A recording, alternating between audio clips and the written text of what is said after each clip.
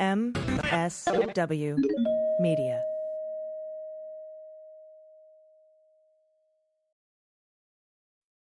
They Might Be Giants have been on the road for too long. And They Might Be Giants aren't even sorry. Not even sorry. And audiences like the shows too much. And now They Might Be Giants are playing their breakthrough album, Flood. All of it. And they still have time for other songs. They're fooling around. Who can stop They Might Be Giants and their liberal rock agenda? Who? No one. This ad was paid for with somebody else's money.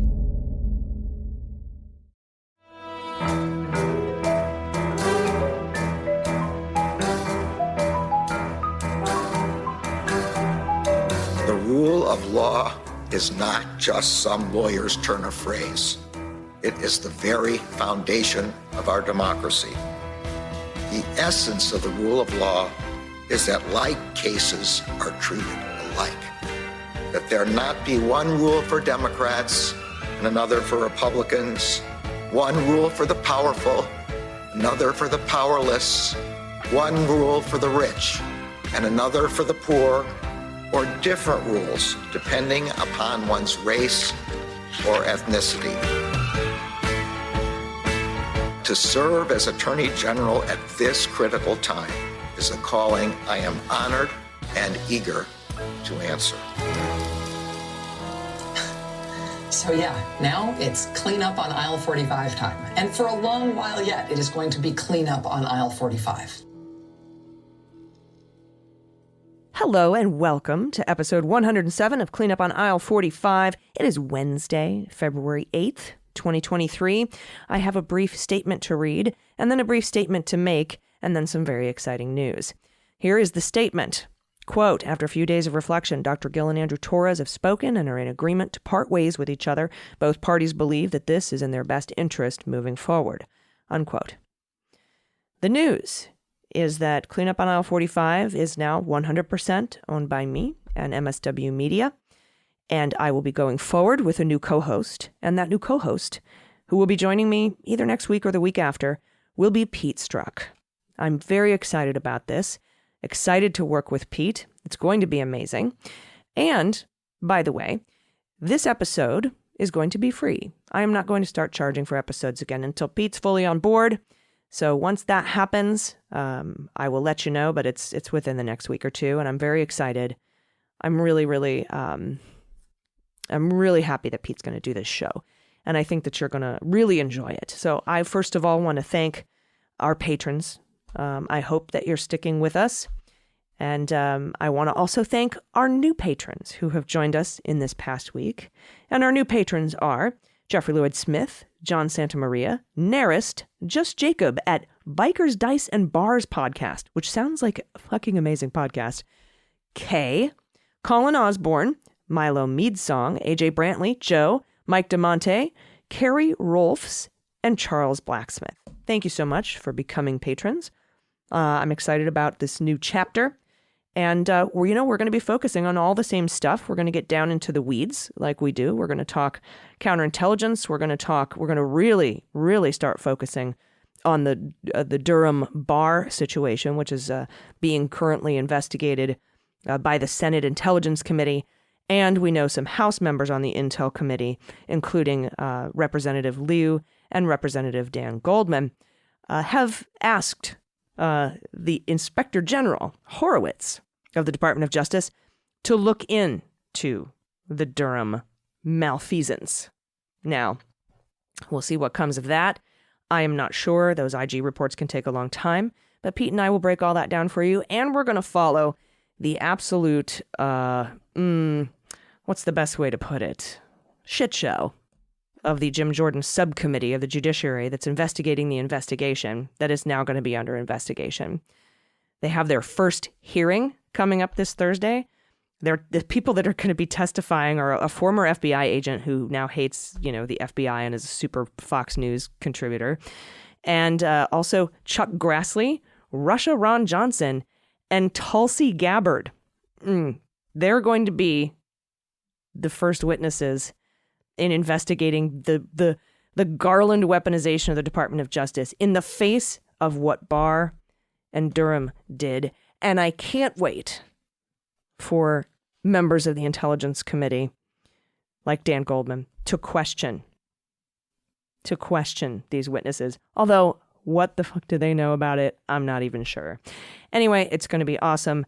But, so today, freebie for you, I just wanted to read a couple of stories because, on this podcast, we've been following the Manhattan District Attorney's investigation, quote unquote.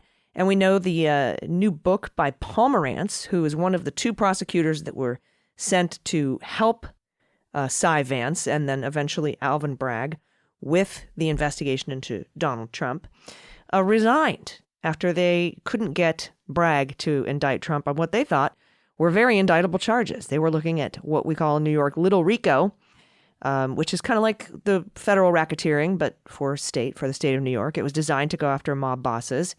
So let me read to you from this article that came out after we recorded the previous episode from the New York Times. This is from the New York Times. It's from reporters Rashbaum, Protess, Bromwich, and Miko. Came out on January 30th. The Manhattan DA's office began presenting evidence to a grand jury about Donald Trump's role in paying hush money to a porn star during his 2016 presidential campaign, laying the groundwork for potential criminal charges against the former president in the coming months. That's according to people with knowledge of the matter.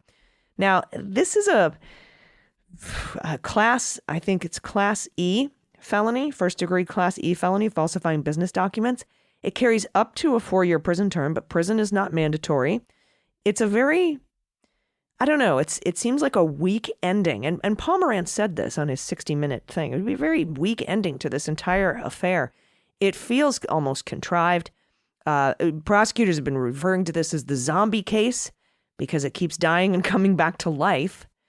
And I'm not saying it's not an important case to look into, but they have him on so many other things, so many other crimes, obvious crimes.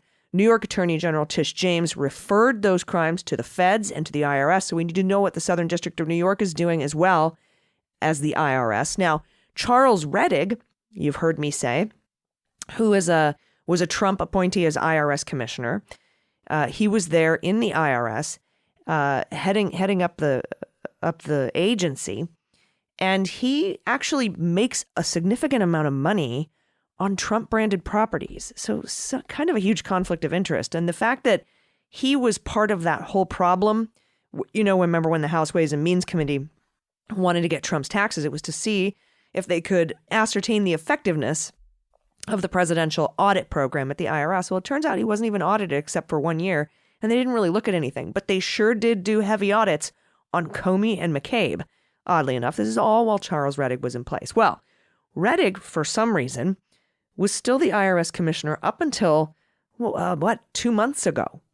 So perhaps the new person at the IRS will be interested in these crimes that were committed by Trump and Weisselberg and the Trump Organization. But, with Pomerantz looking into Little RICO, he was looking at the entire criminal enterprise. Trump University, the Trump Foundation, which was shuttered by New York Attorney General a couple years ago, and the Trump Organization and the 400 and some odd other entities that were kind of under the umbrella of the Trump Organization. Just a massive, sprawling investigation. And so, I don't understand why they gave Weisselberg that sweetheart deal, but now he is at Rikers. And that might put a little more pressure on him to flip on Trump. This is what Rikers looks like, because we now know that Bragg is looking at prosecuting him for insurance fraud. And I put out, and this was through the Daily Beans, I had an exclusive story over a year ago that members of the Zurich Insurance Agency had been testifying at the Manhattan DA's office.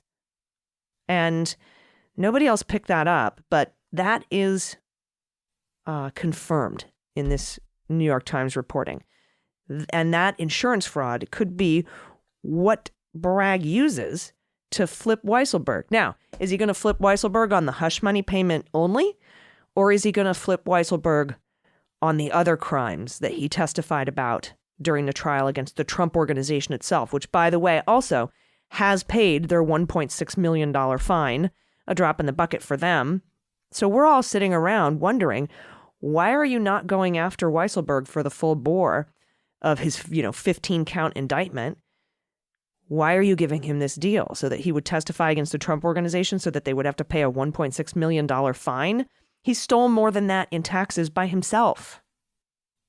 So I didn't really, and I still don't quite understand why that happened, nor do I understand why Bragg decided to go against what Dunn and Pomerantz had been investigating for over a year and declined to prosecute Donald for the Little Rico statute and instead go after him for the hush money payment.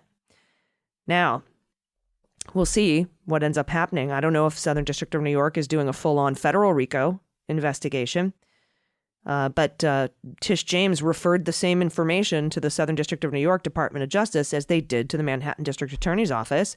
So it stands to reason if you've got not timid line prosecutors.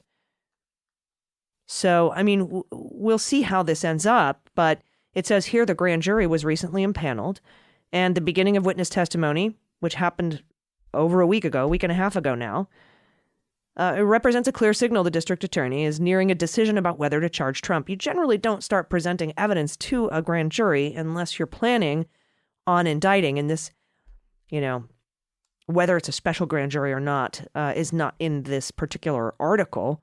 But one of the witnesses is David Pecker. And we talked about this on our last bonus episode, which, by the way, I will do my best to put out alone until I have a new co-host. But it says here, as prosecutors prepare to reconstruct events surrounding the payment, the hush money payment for grand jurors, they have sought to interview several witnesses, including Dylan Howard, which is the editor of the National Enquirer, which David Pecker owned, and 2 employees at Trump's company, probably McConney and that other accountant, that were questioned and were witnesses in the trial against the Trump Organization. Oh, yeah, Deborah Tarasoff is her name. They have not yet testified before the grand jury, at least when this article came out a week ago. They've also begun contacting officials from Trump's 2016 campaign. And in a sign that they want to corroborate these witness accounts, the prosecutors recently subpoenaed phone records and other documents that might shed light on the episode.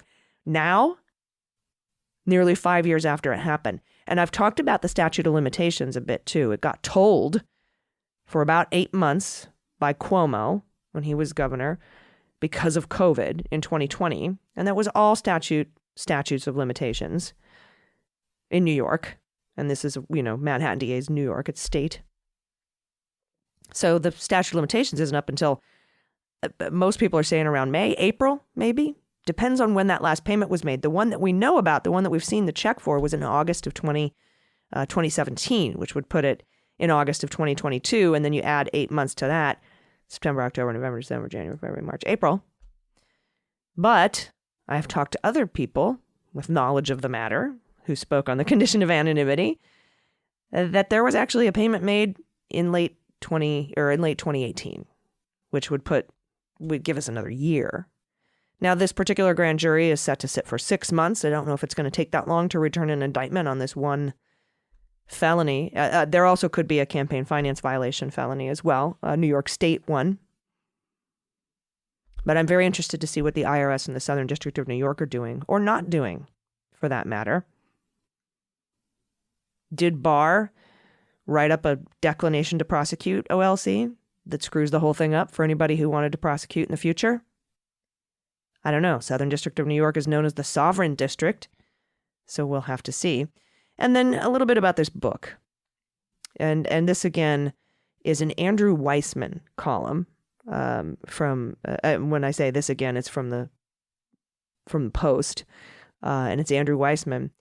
And Andrew writes, in February 2022, Pomerantz was a lead attorney in the Manhattan DA, abruptly resigned, frustration he cited over what he saw as the office's flagging commitment to the inquiry. Pomerantz, renowned former prosecutor and defense lawyer, had been recruited in February of 2021 by Cy Vance to assist the investigation. And in his resignation letter, he asserted that Alvin Bragg, the new DA, had suspended indefinitely the investigation, and he didn't want to become a passive participant in what I believe to be a grave failure of justice, is what he said. Pomerantz has now expanded his views in the book People versus Trump, Donald Trump, an inside account. However, in the time between Pomerantz's resignation and the book's publication, Bragg's investigation of Trump has taken another turn. The DA's office has impaneled a grand jury and begun hearing evidence in a sharp ramping of its inquiry into the Stormy Daniels case. As the office pushes forward on work that could lead to criminal charges against Trump, which, by the way, wouldn't bar him from running for office, Bragg has publicly raised concerns that Pomerantz's book could jeopardize any subsequent prosecution. It's in this climate that Pomerantz's book lands next week. That's this week for us.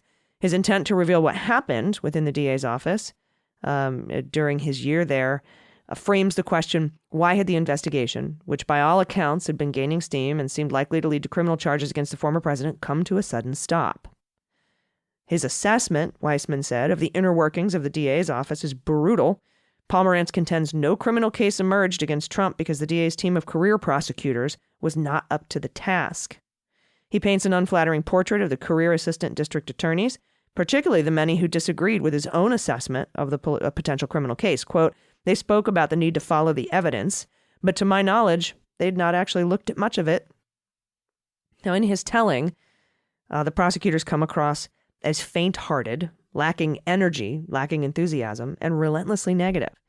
The team was faced with the possible first-of-its-kind prosecution of a former president, and Pomerantz writes, the prosecutors were perhaps a bit fearful about bringing charges against Trump, given his well-known penchant for public retaliation. They seem to me to be exactly the kind of traditional, let's do things the way we always have prosecutors that kept the district attorney's office from being resourceful and successful in white-collar cases. Now, Pomerantz reveals Vance had privately complained many times to him, quote, about the slow-moving and gun-shy culture in the office. That was Vance. Pomerantz believed the office needed a chief of staff, a drill sergeant, to keep the team moving. But out of the hundreds of assistant district attorneys, there was no suitable candidate from within the office. Pomerantz is unfailingly polite about Vance, but if his criticisms generally about the work of the office are accurate, then the state of the long-running investigation is on Vance, Weissman writes, not Bragg, who was on the job for less than 2 months. But Bragg is scathingly faulted for not promptly greenlighting charges.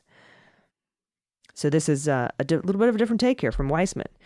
That meeting occurred when Bragg was the DA attorney-elect, but inexplicably no one from his transition team was invited, and the meeting did not yield a consensus that the case was strong and needed to be brought, with various participants raising serious legal and factual concerns. It's difficult to know exactly what transpired, as Pomerantz appeared to fudge on the degree of consensus by saying the outside group seemed to agree, and the sense of the group seemed to be clear. But there's no statement acknowledging an agreement that the case was solid and ready to be charged, and Pomerantz's senior colleague walked away from the meeting, saying the conversation left him on the fence.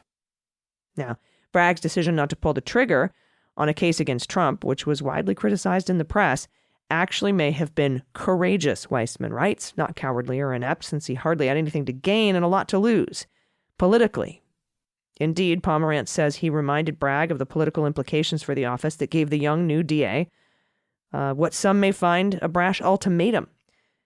He wanted an immediate up or down decision. And Pomerantz told Bragg that the news media would learn of his resignation very quickly, and that if the press also learned that Cy Vance had reached a different judgment, the result would not be good for the office. Pomerantz's resignation letter did soon land in the press. Now, Pomerantz changes tone in a thoughtful late chapter and contemplates the issues that confronted Bragg and Vance. He lucidly describes the conundrum faced by them and other prosecutors contemplating criminal charges against Trump. Why, he asks, had he and Vance and others been convinced that criminal charges should be brought, while others, serious and experienced lawyers, had reached the opposite conclusion? The answer focuses on the standard to be applied in bringing charges against former president of the U.S. Some have the view that if you shoot for the king, you best not miss, as many say, and that an acquittal would rend the fabric of the country, perhaps irreparably. Pomerantz eloquently lays out the counter-argument that a president should be held to at least the same standard as anyone else, and that the rule of law demands it, even if a conviction is far from certain.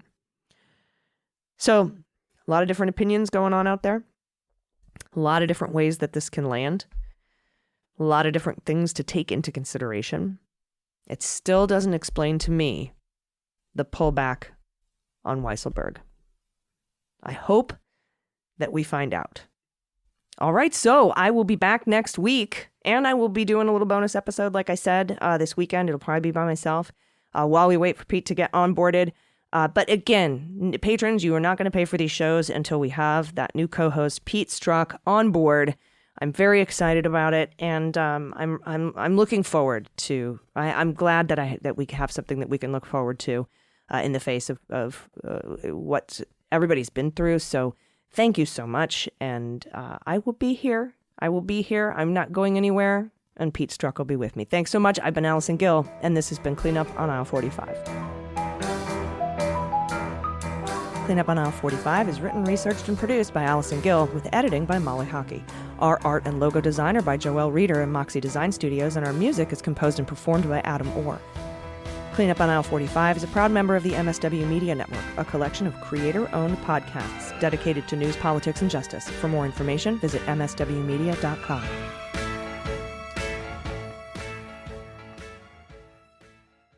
MSW Media. Breaking news. Let me hear it. It's just been handed to me. Our new co-host on Cleanup on Aisle 45 will be Pete Strzok.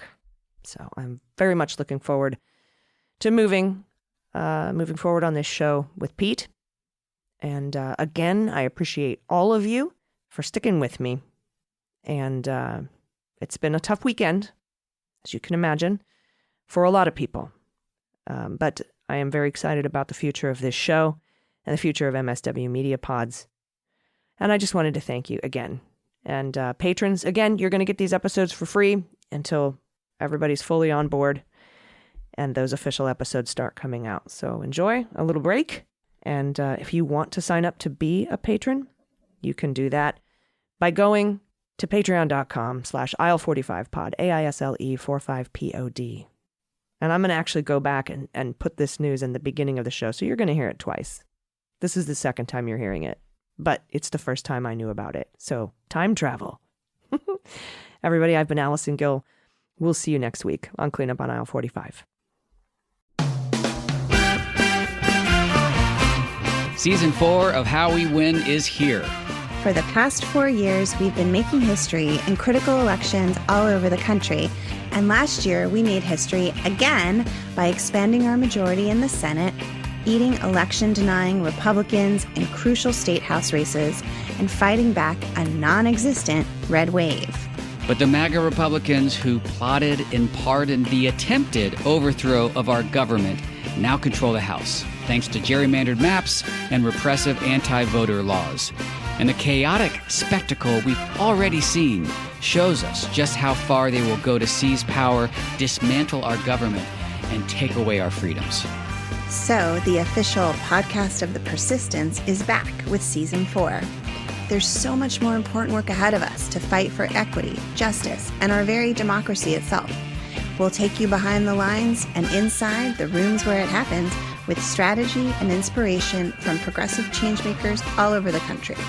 And we'll dig deep into the weekly news that matters most and what you can do about it with messaging and communications expert, co-founder of Way to Win, and our new co-host, Jennifer Fernandez-Ancona. So join Steve and I every Wednesday for your weekly dose of inspiration, action, and hope. I'm Steve Pearson. And I'm Jennifer Fernandez-Ancona. And this is How We Win.